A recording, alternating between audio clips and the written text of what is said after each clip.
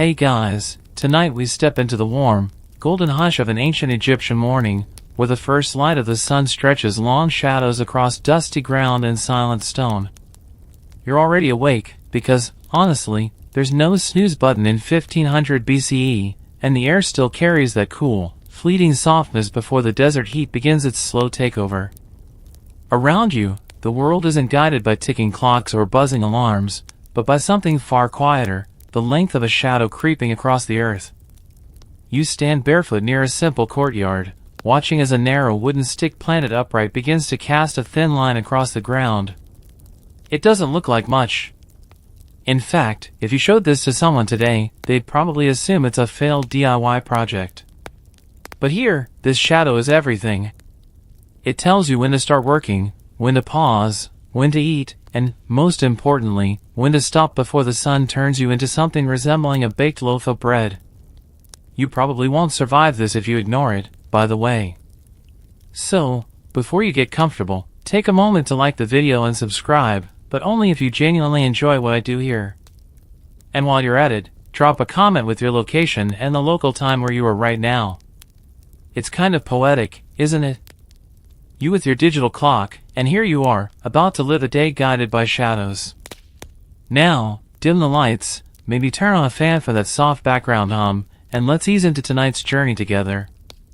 The sun inches higher, and with it, your shadow shrinks just slightly. That's your first cue.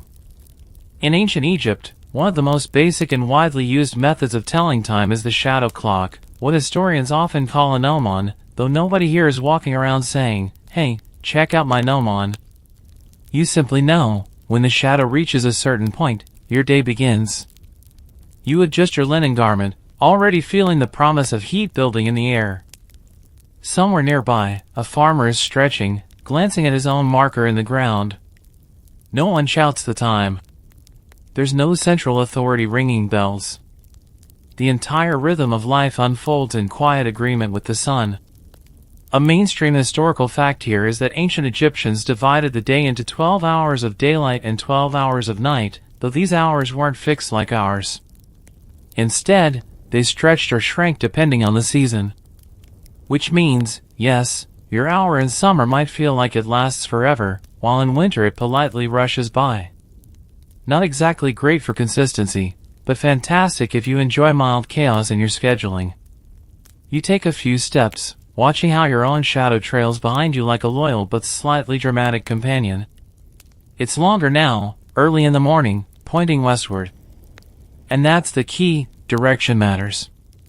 The position and length of the shadow give you a rough sense of how far the day has progressed. No numbers, no minutes, just a flowing sense of time that feels more like breathing than counting.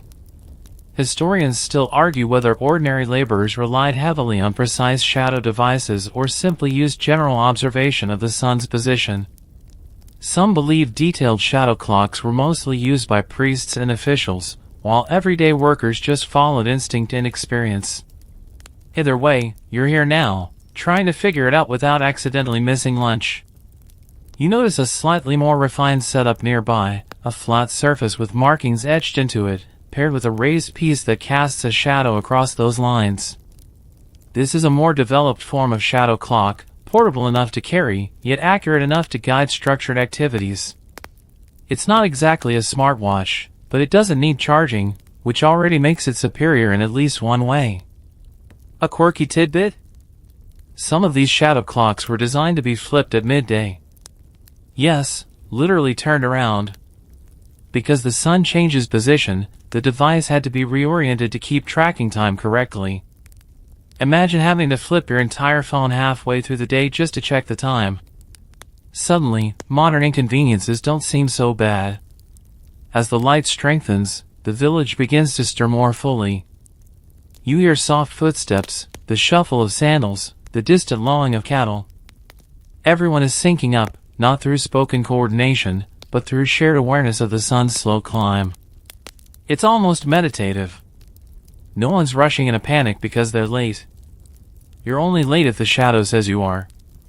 And right now, the shadow says it's time to move. You head toward your task, maybe tending fields, maybe assisting in construction, Maybe something as simple as carrying water. The specifics don't matter as much as the rhythm. Work begins when the shadow reaches its morning mark. Not before. Not after. There's a quiet discipline in that, one that feels strangely calming compared to the constant urgency of modern schedules. Of course, there's also a practical side. Starting too late means working deeper into the heat of the day, which is not ideal. Ancient Egypt is not known for its gentle midday climate. Think less pleasant sunshine and more the sun is personally offended by your existence.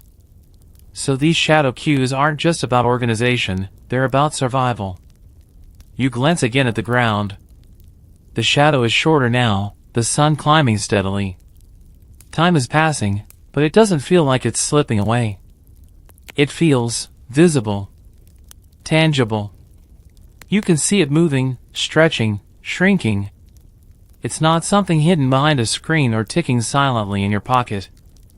And maybe that's the strangest part. Here, time doesn't chase you. You follow it. You continue walking as the morning settles into a steady rhythm, the kind that doesn't rush you but gently nudges you forward. The sun has climbed higher now, and the shadows, yours, the buildings, the scattered palm trees, have shortened just enough to feel noticeable, like a quiet signal that the day is officially underway. Ahead of you rises something far more impressive than a simple stick in the ground, a tall, narrow obelisk, its stone surface glowing softly in the early light.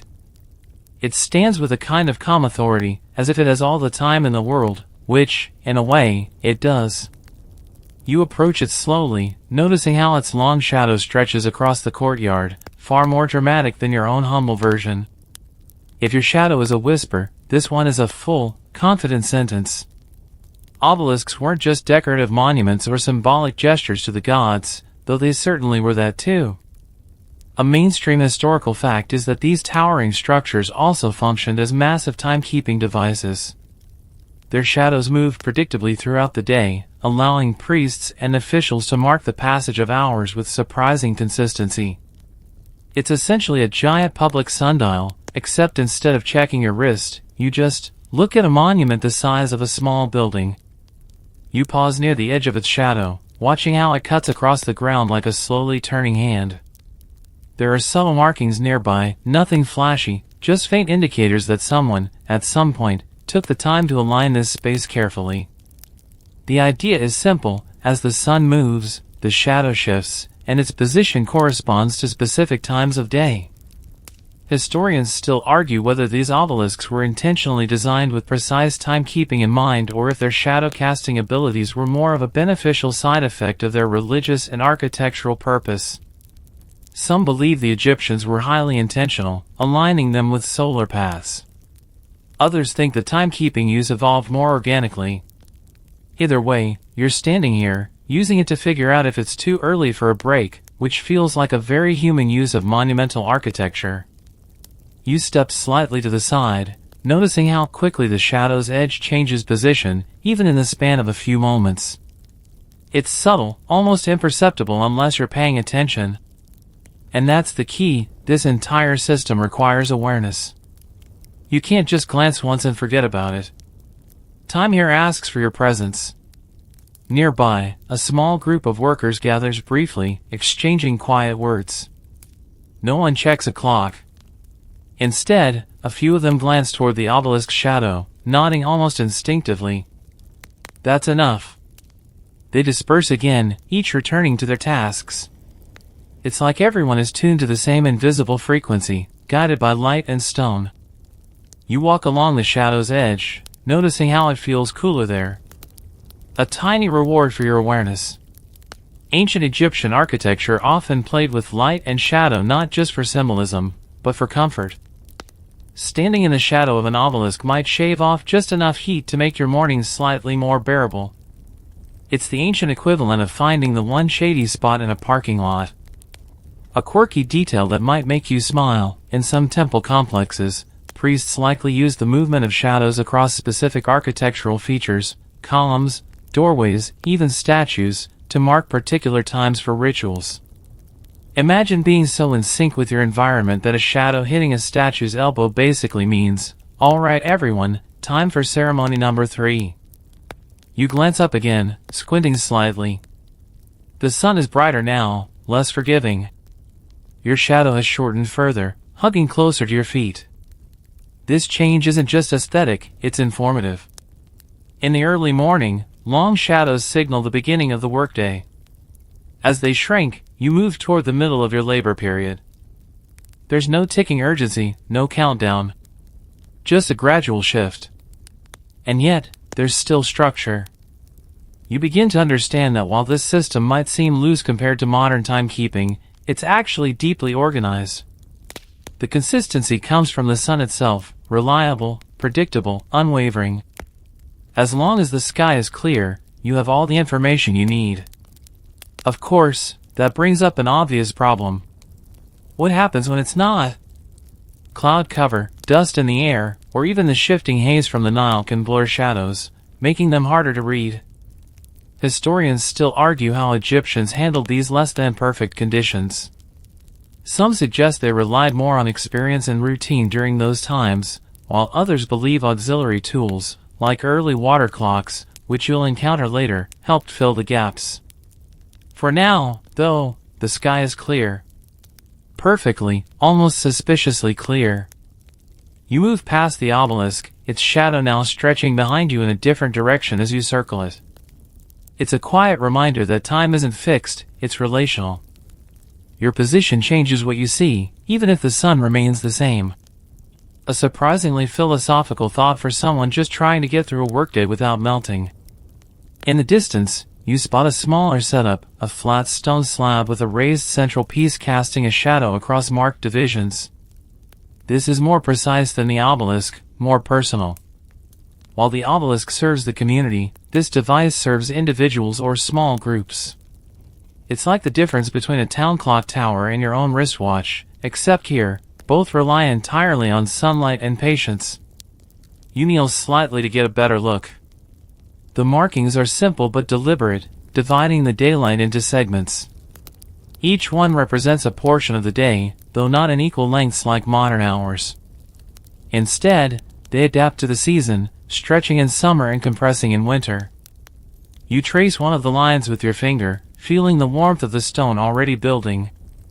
It's still morning, but the heat is coming. The shadow aligns with one of the early divisions. Not quite time for rest. Definitely time to keep working.